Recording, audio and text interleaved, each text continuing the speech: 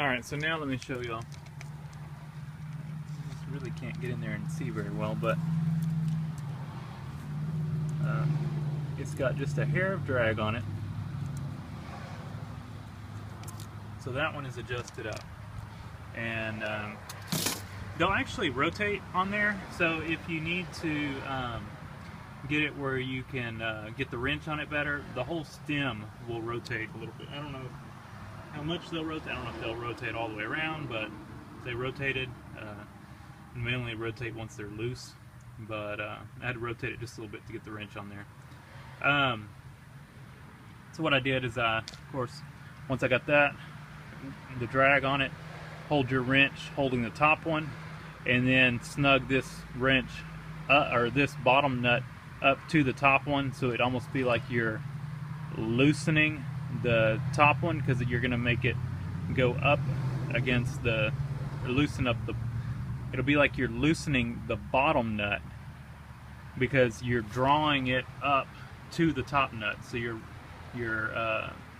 threading it up the stem to the top nut so that they contact each other and they lock each other. So we've got that one adjusted. So what we're gonna do is I need to grab a pencil and put a little mark on here that I've adjusted that one. So let me grab that, and then we'll rotate the engine and get the next one. So I just put a check mark by that one. So what I've got is a 7/8, and this is another wrench. I don't think I can actually use it on this one, but this is one I had been up for another project, and I might could get that in there. And the way this works, slip it on there, and then you might be thinking, well, you've got no leverage. Well, then you loop this in there to turn the wrench. So sometimes you have to get creative with tools, and this was it was another cheapy wrench, but I did have to heat this one to bend it.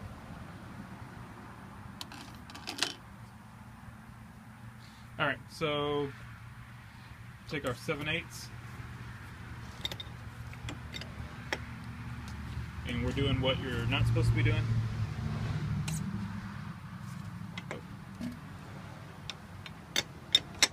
Oh, we're on a compression stroke. It may not do it. Alright, might have to hold tension on the belt while I do this. Yeah, so I just had to put a little tension on the belt, and I was able to rotate it. Just took to both hands. So now we've got this number 4 valve straight up. 1, 2, 3, 4. So we count over here. 1, 2, 3, 4. This is an exhaust, and this would be for number 2 cylinder, and it's 12 thousandths. So that's why something printed out like this is just really handy, especially on a piece of paper like that where you can just put a check on it. You don't mind marking on it instead of like a service manual or something you really don't want to mark on it. So we'll take our 12 thousandths feeler gauge. Oh, y'all are falling down. Tripod fell over. Don't jump. Alright, I'll get y'all to sit up a little bit. 12 thousandths feeler gauge. Where are the feeler gauges?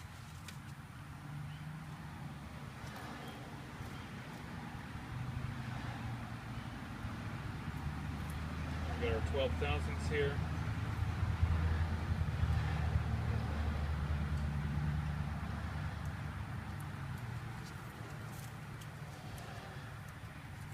And slip it in, and it is too tight.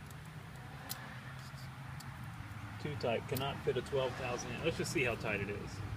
Here's a 10. Let's see if a 10 will go in. A 10 starts to go in. It's probably, I don't know how, like I said, this one doesn't go down very 10. 10's about as small as this one goes. Let's see if this 4. This one, like I said, stiff, so I don't want to really change this. And that's 4/1000. Yeah, the 4/1000 will go in it. So this one, the exhaust are, since they're at 12/1000, you know, I guess you've got a little bit more, I'm going to say, you got a little more clearance before, you know, they're just really tight. 4/1000 is not much for the intake. So now we need to put our curved wrench on the bottom. That goes in there nice. And we are going to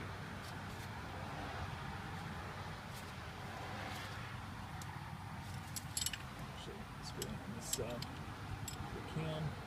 Like I said, see, these will rotate just a little bit if we need to. And we put this one over here, and we are going to act like we are going to snug this one down, and there it went.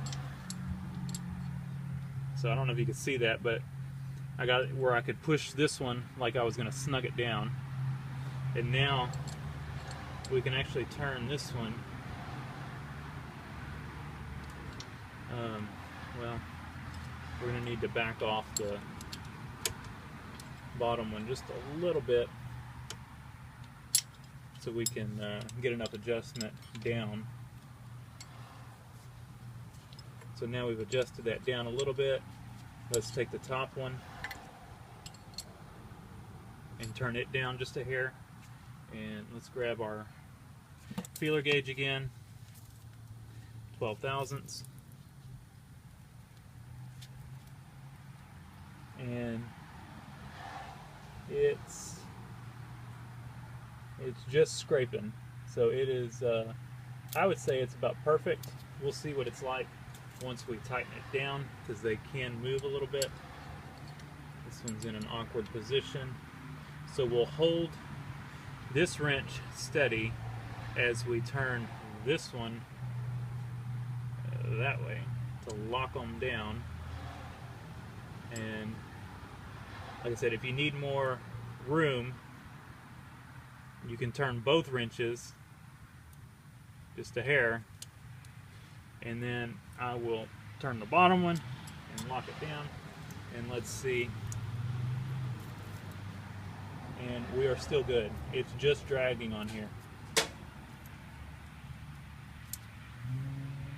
So we can slip it in, but it's not real loose. I can feel it dragging.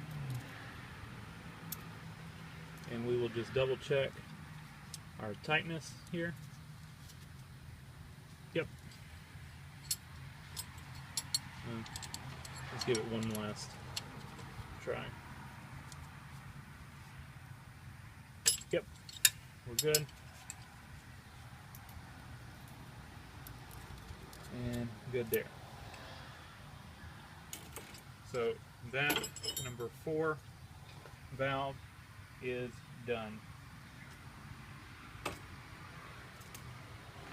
Alright, so that's an intake and exhaust. You probably don't have the best view right there. There's not much for me to set the tripod on. I might see if I can get y'all a better view on some of the other ones as we go along, but let me pick up the pace here and get a few more of these done. Alright, this is one y'all might be able to see just a little bit better. We're on this one right here, which is the 6th one. It's a intake, so it is 4/1000. If I take my feeler gauge here, it will not go in. So now I take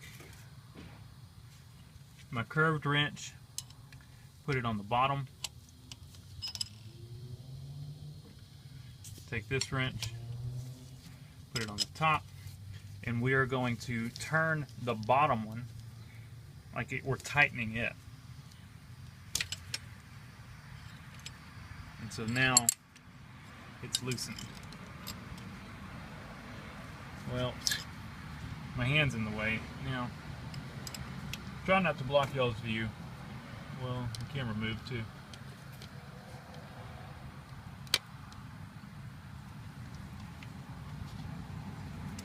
So loosen that up. Put the wrench back on it to hold it. There's just, it's hard to get y'all where y'all can see and then I can work.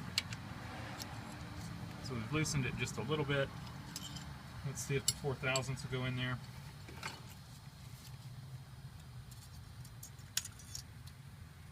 It will not. So we'll take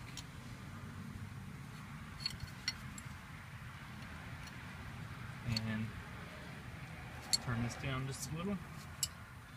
Doesn't take much. See, we're already a little loose. It's got just a hair of drag on it, but not quite enough. Turn it back just a little bit. Take our feeler gauge. Still a little loose. Back again.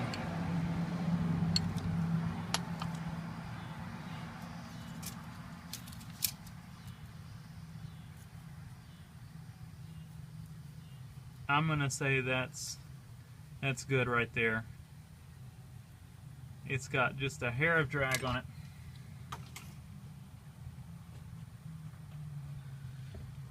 So now we can put this wrench on it,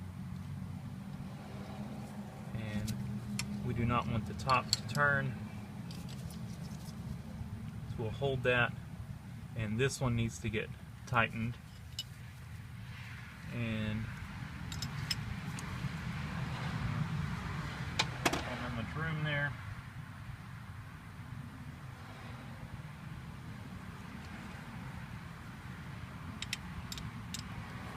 So what I might have to do,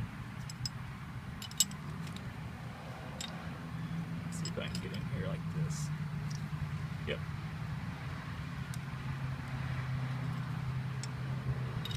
It started to snug down, and so I think I can turn the whole thing now, get a better grip, and then snug it. And let's see if it still fits good. Oh, I think we're a little tight now. We're tight. So that's it. We can turn it, the whole thing now. You see both. Y'all cannot see anything. There's just nowhere. This hose popped up. There's nowhere I can put y'all where y'all can see that my hands are not in the way. There's just no room to work in here. You've got one spot.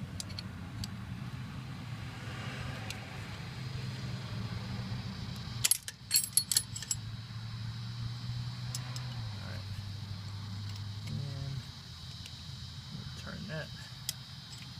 Probably too much. Nope, still too tight.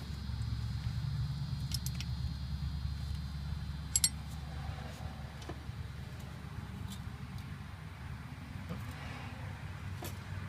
There we go.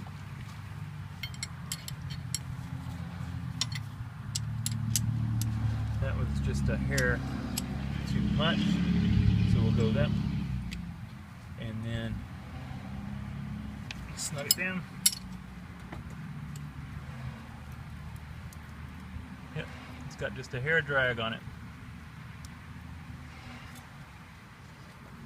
So I think that's about the best I'm gonna be able to do with getting y'all where you can see. I'll adjust them. Like I said, you've got this area right here to work on. I can't show you overhead because then you can't see. You have to look in from there, and that's right where my hands need to be. So hopefully you're able to see some of it. If not, you know, hopefully I explained it well enough. So let me get the rest of them adjusted, and we'll continue on after. All right, I'm just gonna wipe down the gasket surface there, and we're not, it's okay if there's a little bit of oil on there. It will it'll be fine. Just want to make sure there's no grit and stuff on it. And kind of wipe down this as well. And we're ready to stick the new gasket on. The old one was almost as hard as plastic. Still got a little bit of a flex to it, but it definitely doesn't have any seal left to it. So we'll stick this new one on. Not going to use any silicone, anything like that. And put it on dry. And and of course all the valves are adjusted. So let's get this new valve cover on, and or not new valve cover, gasket, and then we'll put the valve cover back on. Alright, so valve cover's torqued down, and before you torque it down, and you want to do a crisscross pattern too when you torque it down, but make sure you don't have any wires or anything stuck up under the valve cover, and make sure the gasket did not slip off of the valve cover, because it is a little tricky getting it in there. The best advice I can give you, put the front end first. You know, start it at the front, kind of angled like that, and then it'll kind of fall in towards the back. I tried the back first, and the valve cover was hitting the oiler tube, and it was hitting this housing. So once I put it in at the front first, it went in fine back. And so, like I said, just check, make sure the valve cover gasket didn't come off the valve cover anywhere, you know, and then it's on there good.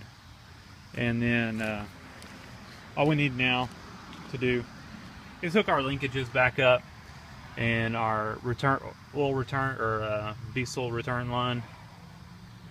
But you can see where this valve cover gasket was just leaking all down in there, all the oil around the injectors, all that was coming from the valve cover. So we've got this started, we've got this plugged to go, and we just need to slip this in there, put our little clip in, and hook up all of our linkages. That one goes over here, and this one swings around over to here.